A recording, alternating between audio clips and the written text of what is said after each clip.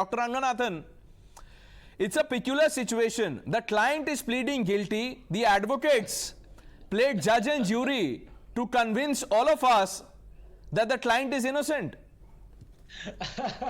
Good evening, Pranesh, and good evening to all my fellow panelists. Look, I'm glad that the BBC has had to accept the truth.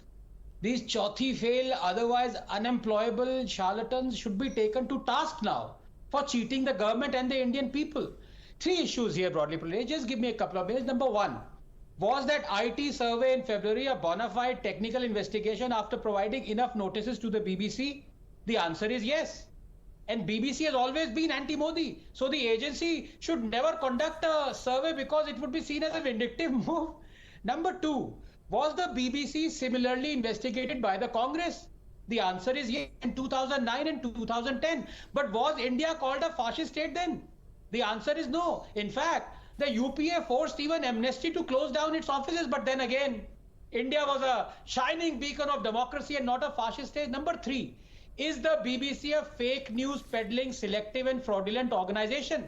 The answer is an emphatic yes, and I have spoken on this multiple times. The only thing lower than the credibility of the BBC, Pranesh, is the intelligence of its journalists. The BBC, I'm afraid, is a methane-spewing landfill of lies, fraud and selectivity. Let me just give you, for the benefit of your viewers, a few examples out of hundreds.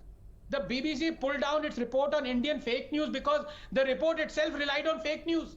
It retracted its report claiming a protest march against bombing in Syria attacked an MP's house. It apologized to Primark for a fictitious child labor Bangalore story. It published the fake news claim that India was funding MQM. It apologized for its fake reports claiming Live Aid charity money was used in Ethiopia to buy weapons. It retracted its fake news that a dog was stoned to death in Israel. It retracted its fake story of a Nigerian hotel serving human meat, from spurious Rwanda genocide documentary to blatantly one-sided coverage of the recent Delhi riots, to blaming Hindu hierarchy for Muslims raping a Dalit, to claiming Kaziranga poachers were victims, to EVM hacking conspiracies, to spreading fake news about a Sikh policeman getting death threats for saving a Muslim, to calling Burhan Wani a rebel leader.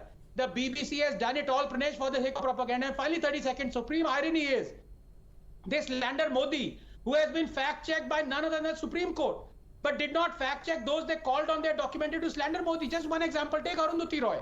They give her space to rant, but don't reveal her psychopathic claim that a riot victim, Kausar Banu's womb was ripped open and her fetus brandished at sport point by Modi's Hindutva Brigade was authoritatively debunked by none other than the Chief Information Commissioner of India, who went to the trouble of not only locating the family but also the doctor. Pranesh, just 10 seconds. The BBC, like any other media house, has to follow the written Indian tax rules, even if these charlatans don't follow the unwritten rules of morality and ethics in journalism.